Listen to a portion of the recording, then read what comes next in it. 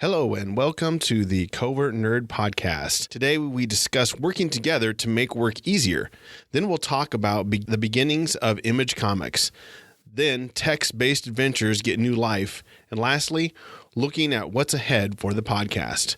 So let's dive right in and nerd it up.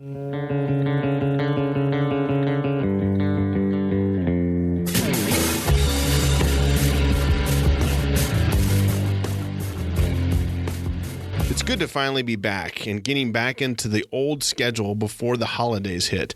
Now, don't get me wrong. I like Christmas and New Year's and everything that goes with it, but it does tend to interrupt the normal schedule a bit. I'm glad to be back and glad that you're here too. Thank you for listening. Many hands make light work. I'm sure you've heard this saying before. Working together makes a task much easier, especially if you're working with people you like and you have a common interest.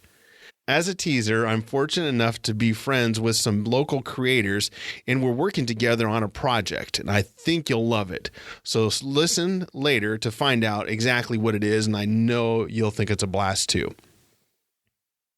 So many things in our lives can be done better and easier if we get more people involved. A group effort. A recent example is we had a snowstorm in our area, and our driveway that I live in needed to be cleaned. It's not a small driveway. I would say it's about 150 feet long and probably 10, 12 feet wide. I fired up the snowblower to start and it wouldn't work. I know you're saying, well, why didn't you test it before the storm?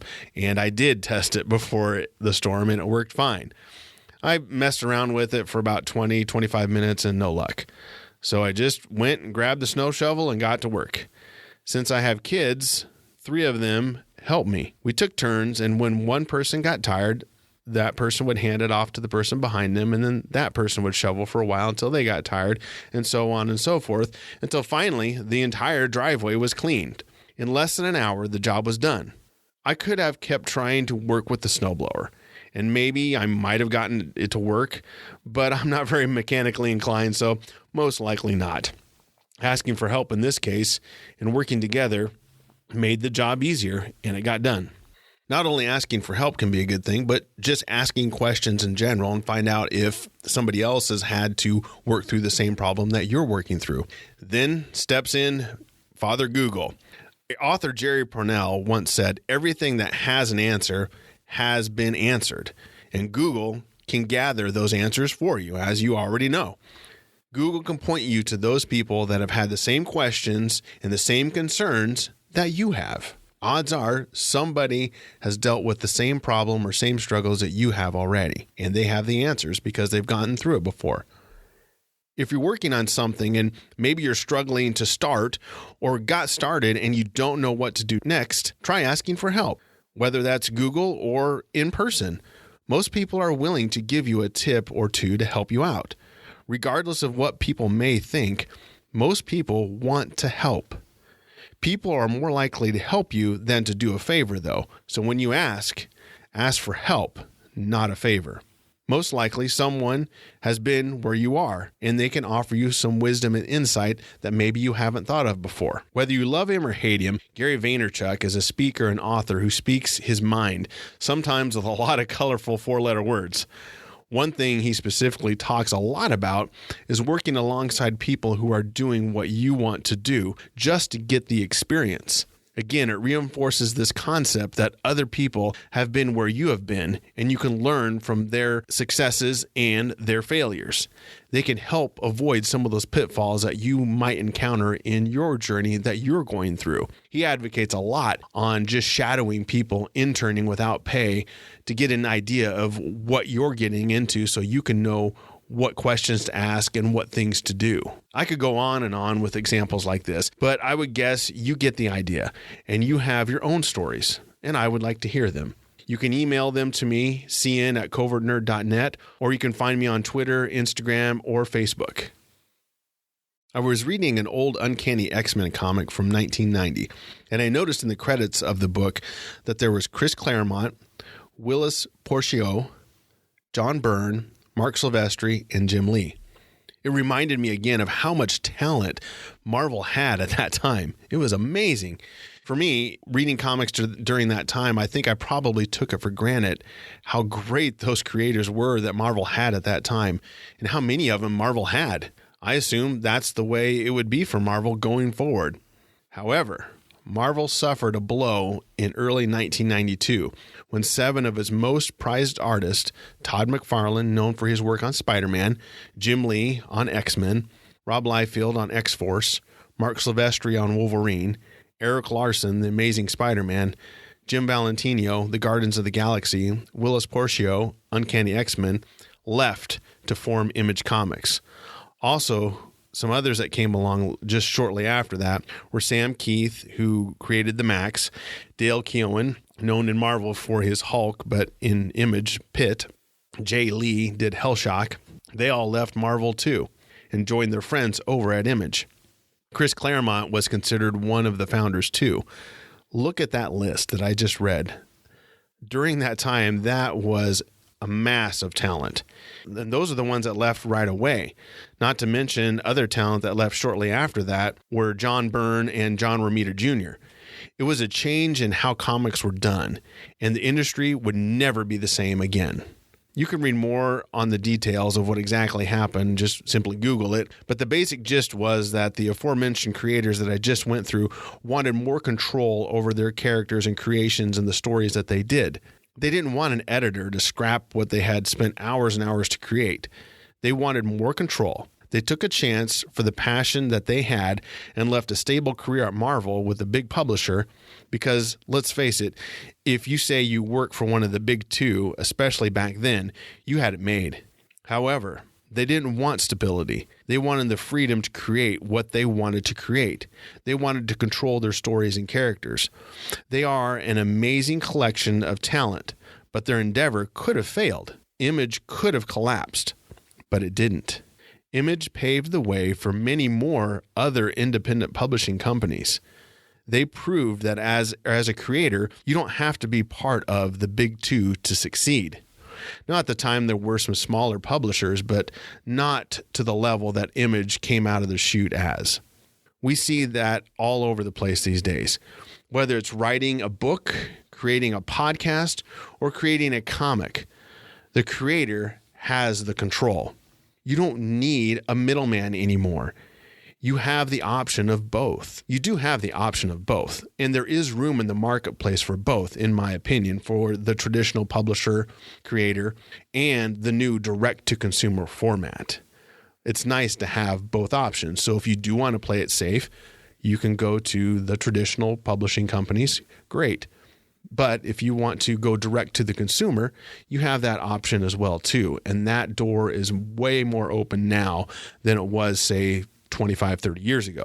Whether you love them or hate them, these pioneers of the comic book industry of the early 90s who started Image helped pave the way for new up-and-coming creators like Ed Piskor. He is one of the young artists who comes to mind, and he has personally said himself that Rob Liefeld is one of the artists who he mimicked when he was younger and impressed him at an early age in the 90s. Okay, when I say young, that is something that is relative. Since I am 44, someone in their 20s is young to me. But what I mean is younger than those guys who left Marvel at the time. Those guys now that created Image in the early 90s are in their 50s and early 60s. Other young up-and-comer artists like Scotty Young, Becky Cloonan, and Donnie Cates, and Erica Henderson all are following in their footsteps, in my opinion. There are these new young and up-and-coming writers and artists. I've said this before. I want this podcast to be positive. When I think about those first guys at Image and the risks that they took, I admire them. They would rather die on their own sword than die on someone else's. What that means is they would rather fail by their own decisions than somebody else's decisions. Some of these new artists in their own way are taking risks too. Even with new opportunities in today's market, it still can have its own challenges because there's a lot of them out there. And the bar, in my opinion, has been raised on the artistic level is higher than it was maybe 30 or 40 years ago. However, I'm confident creators have it better today than they did 20 years ago. I would love to hear about any of your projects that you're working on. What are you doing that you decided to start? It's a new year. New resolutions, new plans, and these all typically take place this time of year. Let me know. I would like to hear about them. And if I can help, I will do what I can. Go over to covertnerd.net and see all the ways that you can contact me. Let's talk text-based games. If you're not familiar with what a text-based game is, I'll try to do my best to explain it. Back in the 70s and early 80s, when computer powering was minimal, most applications were run by typing on the keyboard. You didn't have a mouse. For example, if you wanted to start a program like Word, you would have to type run, R-U-N, MS Word, M-S-W-O-R-D. Games were played in a similar way. You would start the game, and the game would describe your surroundings. For example, this is an open field west of a white house with a boarded front door. There's a small mailbox here. A rubber mat saying, "Welcome to Zork," lies by the door. If you wanted to walk in a certain direction, you would type then walk south. If you wanted to perform an action, you would type, for example, open door. And that's how the entire game was played. You would simply type these commands in. If it was something that was there, for example, if the door was able to open and you typed open door, it would say door is now open. And then you would say walk west and you'd walk into the kitchen or whatever type of scenario you would walk into. On the podcast Twit, which is This Week in Tech, they were talking about the Amazon Echo. One of the things they mentioned was converting these old text-based adventures, or interactive fiction as they're sometimes called, and have them run on your Amazon Echo. How easy would it be to convert, I wonder? I did a little research, and there is an unofficial fan version of Zork, which that description I just read comes from, which is an early 80s text-based adventure. I would have to agree with the host on Twit that these games would be fairly easy to convert and take this old medium that we had in the 70s and 80s and adapt it to a new technology. Now, instead of typing walk east, you would simply speak walk east. I hope people convert some of these old text-based adventures and maybe make some of their own, which they already have done a few. One of them is called Wayne Enterprises, and in a past episode, I talked a little bit about it. So check out the archives to hear more about it. Wayne Investigations includes sound effects, voice actors for each part, and you try to solve the mystery. I plan to explore some of these and other things that you can do with an Echo, and I'll share some of them with you. I just think it's a cool thing to take these old technologies and convert them into new ways that new generations and new people can experience them in a different way.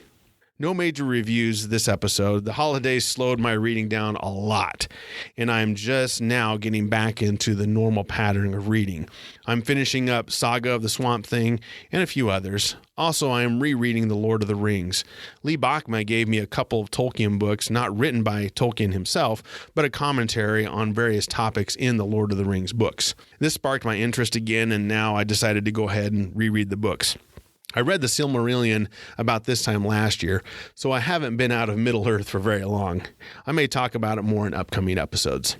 You can subscribe to this podcast on any podcast app, like Apple Podcasts, Google Podcasts, Stitcher, or any of the others out there. To see a list, go to covertnerd.net, and you can find all of them.